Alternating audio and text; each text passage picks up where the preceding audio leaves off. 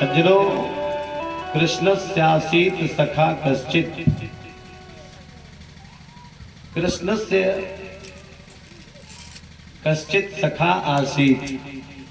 कृष्ण का कोई मित्र था। यहाँ ये नहीं लिखा गया कि सुदामा थे। सुदामा नाम नहीं है ना, ना सुदामा नाम नहीं लिखा है, लेकिन वो कौन था?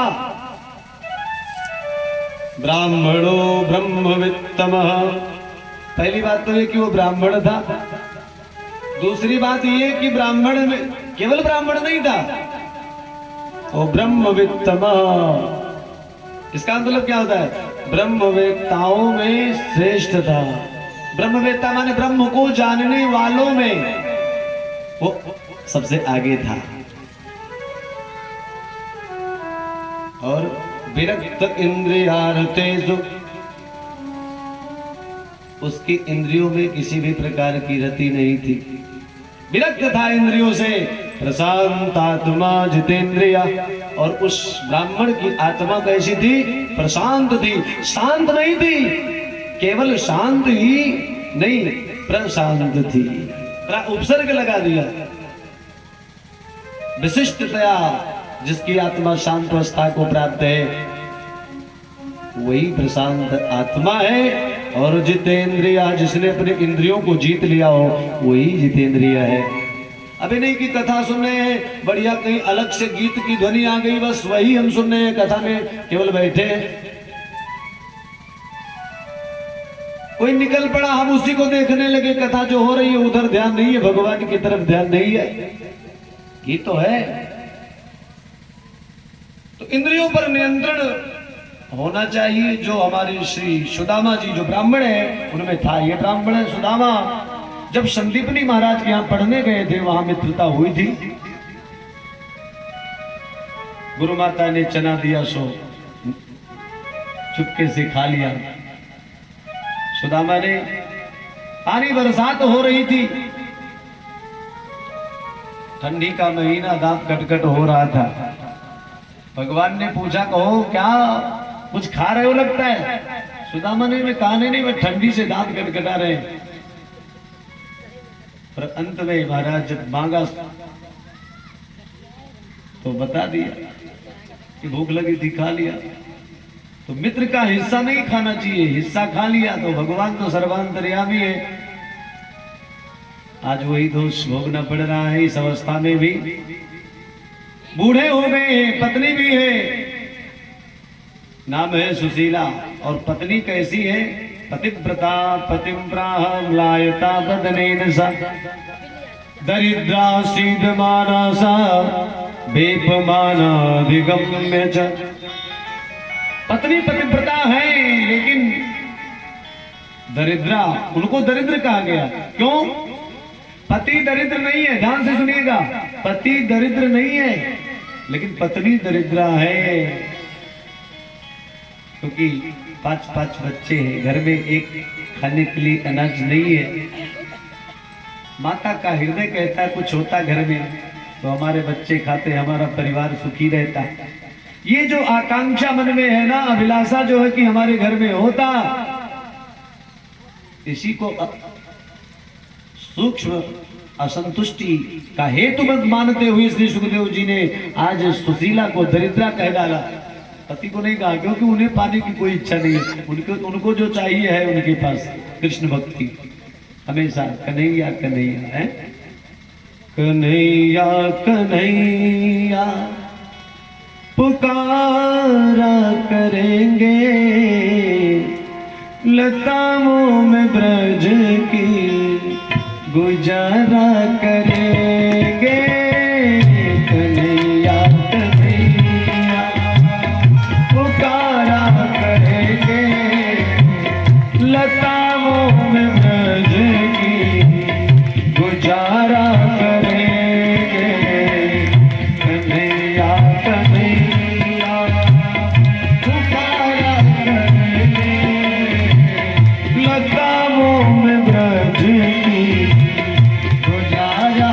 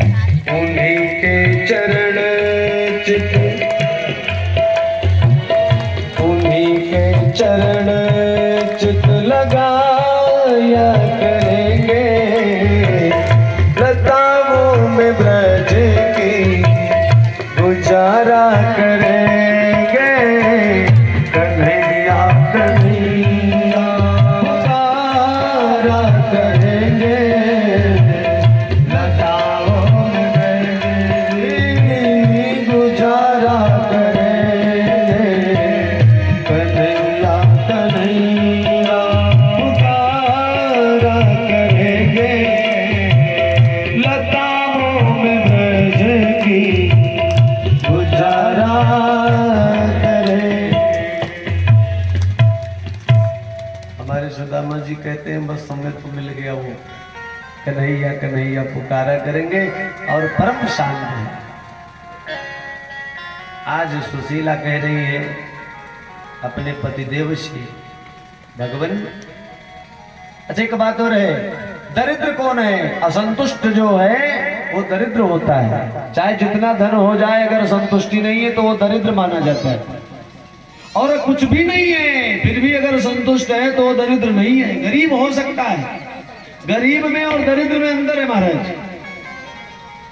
दरिद्र में और गरीब में अंतर है। अगर अपने पास कुछ नहीं, अकिंचन है, दरिद्र नहीं है। कुछ नहीं फिर भी दरिद्र नहीं है, लेकिन बहुत कुछ होते हुए भी आदमी दरिद्र है। एक संत गए निमंत्रण में, सुनिएगा, एक संत गए निमंत्रण में और वहां निमंत्रण जब पा चुके, प्रसादी मिल गई और मिल गया। अभी आप लोग तो यही कहते खाना नहीं, खाना खाना नहीं कहना चाहिए। जो खाने योग्य नहीं है वही खाना है। संत लोग इसीलिए प्रसादी कहते हैं। जो भगवान को भोग लग जाए वो क्या हो जाता है? प्रसाद हो जाता है। क्योंकि लिखा है मानस में, तुम ही निवेदित भोजन करही, प्रभु प्रसाद पट भूषण धरही। भगवान के प्रसाद को ग्रहण करना चाहिए। प्रसादी संत लोग ग्रहण करते हैं। आज निमंत्रण पा चुके संत को दक्षिणा के रूप में सोने का कंगन मिला। कंगन मिल गया। अब संत को सोने के कंगन की क्या जरूरत थी भैया, लेकिन मिल गया। चलो ठीक है, किसी दरिद्र को दे दूंगा। सुनिएगा, किसी दरिद्र को दे दूंगा। संत ने कहा, चल पड़े वहां से।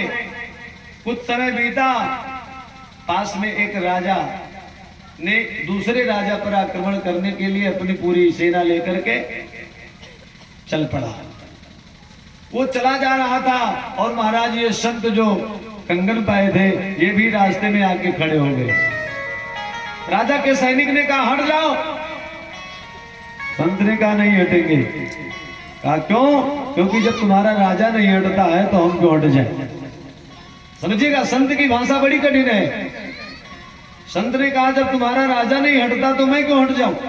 हटने का मतलब यही कि उसके पास सब कुछ है, उसका मन जो है नहीं हट रहा है, बढ़ रहा है, तो मैं क्यों हट जाऊं, इसलिए मैं नहीं हटूंगा। एक सैनिक गया, खबर किया राजा से, कहा महाराज एक संत महात्मा खड़े हैं, वो कह रहे हैं मैं नहीं हटूंगा, और तमाम घोड़े हाथी जा रहे हैं, कहीं कुछ गड़बड़ तड़बड़ हो गया तब क्या होगा। कहा संत है तो चल के हम थोड़ा प्रणाम करते हैं। राजा उतर करके सवारी से आए और संत के चरणों में गिरे, महाराज आशीर्वाद दीजिए, मैं विजय प्राप्ति के लिए जा रहा हूँ, विजय प्राप्त हो जाए सरकार। कहा विजय मुझे तो हम नहीं जानते हैं, लेकिन ये कंगन तुम्हारे लिए रखे हैं, कंगन लो, ले लो, ये पकड़ो। संत ने कंगन दिया तो राजा ने कहा कोई प्रसाद होगा समझ के पकड़ लिया हाथ में और कहा महाराज ये कंगन हमें क्यों दिया, कंगन क्यों दिया हमें। संत ने कहा महाराज मैं निमंत्रण में गया था, ये मिला था वही, और मैंने वही सोच लिया था कि कोई दरिद्र मिलेगा दे देंगे। राजा ने कहा क्या तुझे मैं दरिद्र लग रहा हूं। महाराज क्या मैं आपको दरिद्र लग रहा हूं। कहा तुझसे बड़ा दरिद्र तो इस संसार में हमें नहीं मिला है ढूंढते। कहा वो क्यों। कहा एक राजा होकर के दूसरे राजा को मार करके उसकी राज्य को हड़पने की जो तुम्हारी इच्छा, यही तो सबसे बड़ी दरिद्रता। अरे लोग छोटे मोटे दरिद्र है, तू तो सबसे बड़ा दरिद्र है कि नहीं है। लोग छोटे मोटे दरिद्र है लेकिन तू सबसे बड़ा दरिद्र है, इसीलिए मैंने कंगन तेरी को दे दिया। और महाराज राजा के मति में संत की बात बैठ गई और हुआ क्या, राजा ने कहा अपने सैनिकों से वापस हो। संत की बात में दम है, वापस होइए। और तब सब लोगों ने वहां से वापसी करी और एक राजा का राज्य बच गया और उसकी जान भी एक संत के इस प्रकार कहने से बच गई। तो असंतुष्ट कौन? जो असंतुष्ट है वही दरिद्र है, और जो संतुष्ट है वो दरिद्र नहीं हो सकता। और ब्राह्मण की अगर बात की जाए तो असंतुष्टा द्विजा नष्टा। ब्राह्मण अगर असंतुष्ट हो तो वो नष्ट हो जाता है, उसका पतन होना शुरू हो जाता है। इसलिए कभी भी असंतुष्ट नहीं रहना चाहिए। बोलो बाकी बिहारी लाल की। आधे लोग बोले जय, आधे लोग कहते हैं और आधे लोग हथों नहीं उठाए। ये बताओ, हरिगांव बसोली आज 7 दिन होगा, खाली 1 घंटा के समय और कथा के रह गया, 1 घंटा मात्र। और थोड़ा कष्ट बर्दाश्त कर लीजिए, थोड़ा बैठ के परेशानी तो हो ही नहीं होगी, है कि नहीं? लेकिन फिर भी 1 घंटा का समय हमें तो चाहिए ही भाई। 3:30 तो बजे ही रहे होंगे, 4 बज गए, 4:30। तब भैया अब लाओ, जो है हमारे कृष्ण और सुदामा जी की तैयारी अगर हो गई हो तो लाए फटाफट।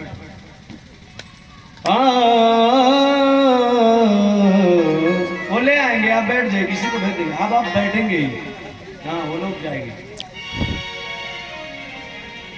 आज पत्नी बोली, हे पतिदेव मैंने सुना है। क्या सुना देवी तुमने? पत्नी बोली, श्री भाग्य बिहारी लाल की जय। पत्नी आज कहती है अपने पतिदेव सुदामा जी से कि हे सरकार, मैंने सुन रखा है कि भगवान श्री कृष्ण तुम्हारे सखा है। हमारी इच्छा तो ये थी कि अगर तुम चले जाते तो निश्चित रूप से कुछ मिल जाता हमें द्वारिकाधीश से। ननु ब्रह्मण भगवतः सखा साक्षात स्त्रियः पति ब्रह्मण्यश्च शरणश्च भगवान सात्वतर सभा। और इस प्रकार से चले जाते तो दास्यति द्रविड़म भूरि, वो हमें बहुत सारा धन दे देते और हमारे कुटुंब का पालन पोषण हो जाता। सुदामा जी ने कहा नहीं जाऊंगा, क्योंकि मित्र के घर कभी मांगने नहीं जाना चाहिए, मैं नहीं जाऊंगा। पत्नी ने कहा कि ये मेरी इच्छा नहीं थी, मेरी इच्छा तो थी कि आप जाते उनका दर्शन कराते, अगर दर्शन कर लेते तो उसका आधा फल हमें मिल जाता, क्योंकि मैं हूँ आपकी धर्म पत्नी है। पति अगर धर्म करे, कोई धर्म कर्म करता है तो पत्नी को आधा वैसे ही मिलता है। एक बात और सुन लीजिए, अगर पति अधर्म करता है, पापी है, तो उसमें से पत्नी को कितना मिलेगा? कहा कुछ नहीं, वो स्वयं उसका भोग करेगा। पति अगर पापी है तो उसका भोग स्वयं करेगा, पत्नी को धर्म का आधा मिलेगा। क्यों? क्योंकि पत्नी कौन है? पत्नी है धर्म पत्नी, पाप पत्नी थोड़ी है, वो तो धर्म पत्नी है। इसलिए जो धर्म करेगा पति, उसमें से आधा मिलेगा। अच्छा, पति को कितना मिलेगा पत्नी में से? पत्नी में से पति को मिलेगा कब? जब पत्नी चाहेगी तब। अगर पत्नी न चाहे तो पति को नहीं मिलेगा, कन्फर्म है। और पति चाहे या न चाहे आधा तो मिलेगा पत्नी को, चाहे चाहे न चाहे। अच्छा, मिलेगा कितना पत्नी को? 1/6। हाँ, 100 रुपए जैसे हैं उसमें 1/6 कर दीजिए, तो 17 छक्का 100 तो है ना। 100 में से 17, 100 में से 17 मिलेगा पति को, अगर वो भी कब जब चाहेगी तब। लेकिन एक बात जरूर है ये कि हमारे भारतीय नारियों का आदर्श है कि आज तक वो कभी भी अपने लिए कोई भी धर्म करती ही नहीं है, हमेशा अपने पति के लिए, अपने बच्चों के लिए, है कि नहीं है, अपने भाई के लिए, अपने ही मतलब भाई पिता पति, इन्हीं के लिए वो करते। अपने लिए कभी कोई व्रत करती हो तो बताओ? आज तक कोई ऐसा व्रत ही नहीं। बोलो भाग्य बिहारी लाल की। अगर आप चले जाते तो मुझे आधा मिल जाता। और कहा ये बात तो है, अगर तुम दर्शन की बात कहो तो मैं जरूर चलूंगा। अयम ही परमो लाभ उत्तम श्लोक दर्शनम, ये तो भगवान का दर्शन परम लाभ है। देवी निश्चित रूप से मैं जाऊंगा।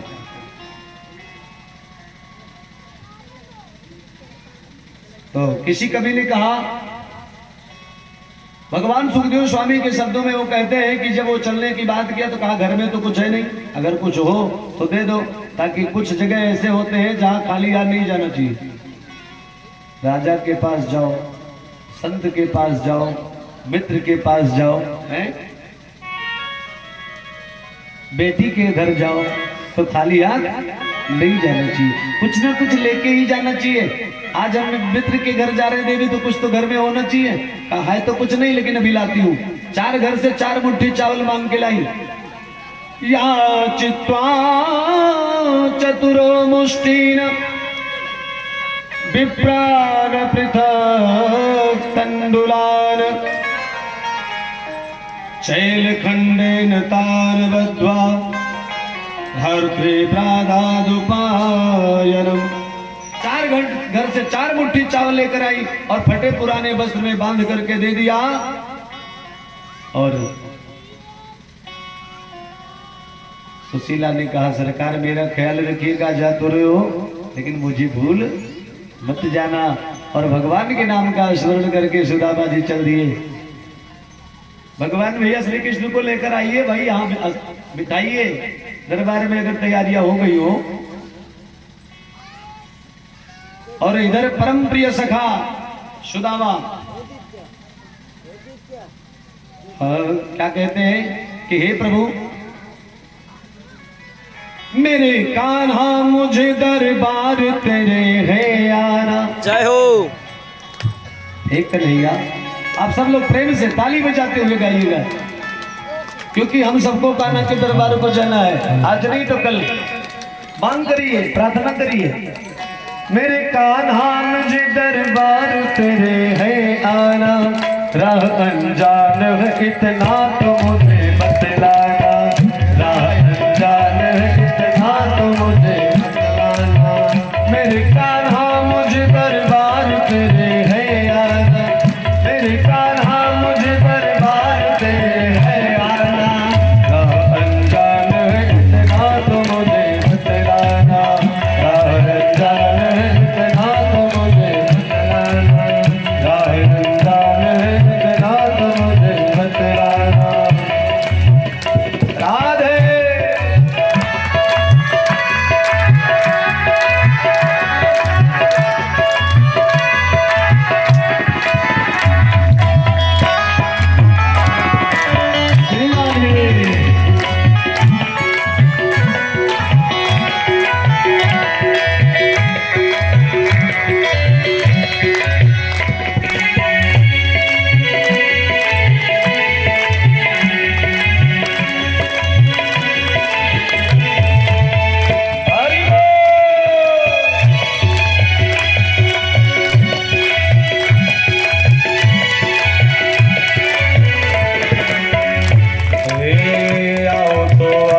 कैसे जान नहीं पाता हूँ, आऊँ तो आऊँ कैसे जान नहीं पाता हूँ।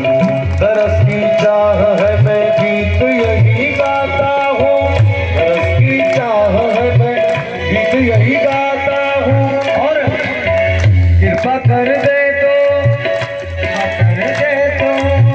हे प्रभु यदि आप कृपा कर दे, कृपा कर दे तो भव सिंधु पार हो जाऊं, कृपा कर दे तो भव सिंधु पार हो जाऊं। राह अनजान है इतना तो मुझे बतलाओ, राह अनजान है इतना मुझे बतलाओ। कृपा कर दे तो भव सिंधु पार हो जाऊं, कृपा कर दे तो भव सिंधु पार हो जाए।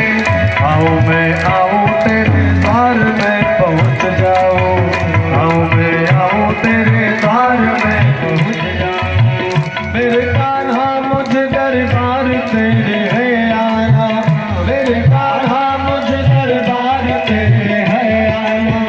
राह अनजान है इतना तो मुझे बतलाना, राह अनजान है मुझे बतलाना। जय हो।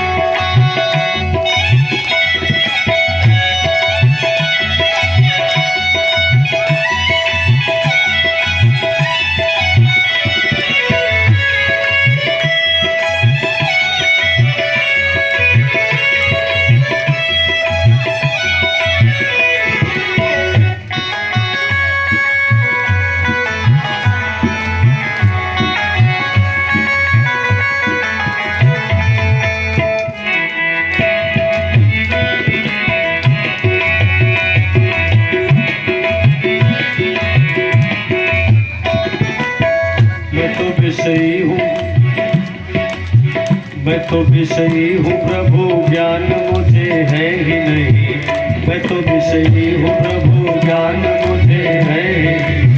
सूझता राह नहीं चलता चला जाऊं कहीं, सूझता राह नहीं चलता चला जाऊं कहीं। और मेरा दामन तो अब थाम लो मेरे कान्हा, मेरा दामन अब थाम लो मेरे कान्हा। हो जा मेहरबान तो किधर पे तेरे है आना, हो जा मेहरबान तो किधर पे तेरे है आना। कर दे बरसात, ताली बजाते हुए भाव से निवेदन करें। कर दे बरसात दया की है डगर अनजाना, कर दे बरसात दया की है डगर अनजाना। इतने भी तो सुन ले वो मेरे प्यारे कान्हा, इतने भी तो सुन ले वो मेरे प्यारे कान्हा। मेरे कान्हा मुझे दरबार तेरे है आना, मेरे कान्हा मुझे दरबार तेरे है आना। राह अनजान है इतना तो मुझे बतलाना, राह अनजान है मुझे बतलाना।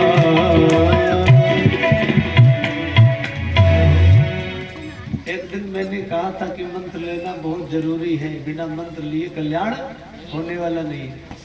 हाँ था ना, ऐसे एक जगह कथा हो रही थी भैया है, और कथा सुने आवे एक आदमी, वो मंत्र नहीं करती, वो अपना बनाती और उनके यहाँ की दो चार रास्ते में चले जा रहे हैं भगवान का भजन करते हुए। अरे दूर नगरी बड़ी दूर नगरी, दूर नगरी बड़ी दूर नगरी, दूर नगरी दूर नगरी। कैसे आऊं मैं कन्हई, कैसे आऊं मैं कन्हई, तेरी द्वारिका नगरी, तेरी द्वारिका नगरी। दूर नगरी बड़ी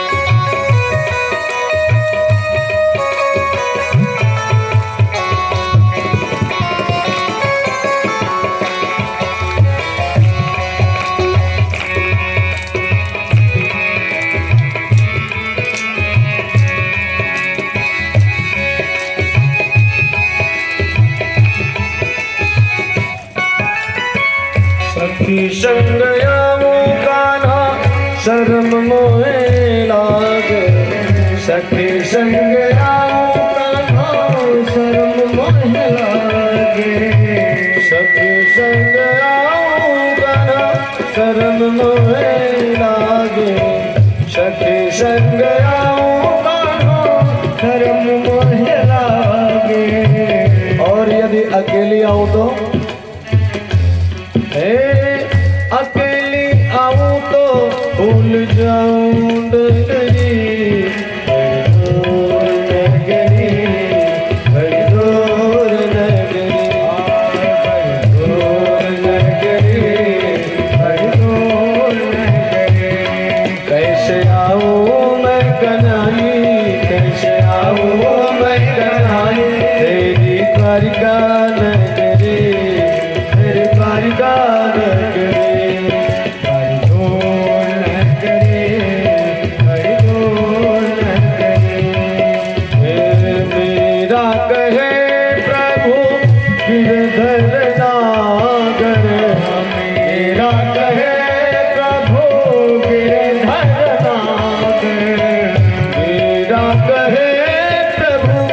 गिरधर नागर मेरा कहे